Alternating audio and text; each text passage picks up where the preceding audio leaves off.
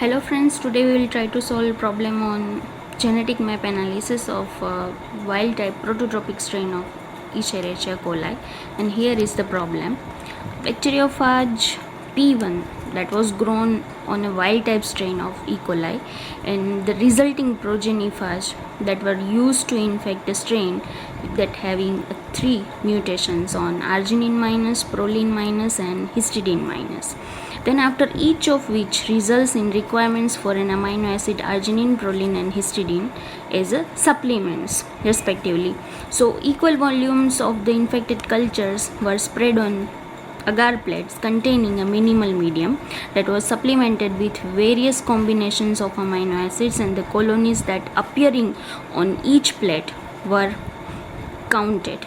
So the results are here. Results are given in this table, in which plus sign indicates this particular amino acid supplements are present on medium, and zero sign indicates that it is uptaken by a wild type mutated strain of E. coli. So here are some results. Start from plate number 1 to 6, and the data shows plus sign as well as zero signs of arginine, proline and histidine amino acids, and the third column is number of colonies. So based on this information, the results are given then in the form of ABCD options, and we have to find out that which one is the correct map of this problem. Now just try to analyze this table. In the first plate, histidine is taken by strain, that is histidine minus is converted into histidine plus, and there are total 1000 colonies. In the next plate, 1000 colonies uptake proline, that is proline is converted into proline plus. In the third plate, arginine is converted into arginine plus. So in the fourth plate, pattern is changed. Proline and histidine are together taken by strain, and there are total 200 colonies we get that proline and histidine are together with. So there are chances that proline and histidine are come close with each other.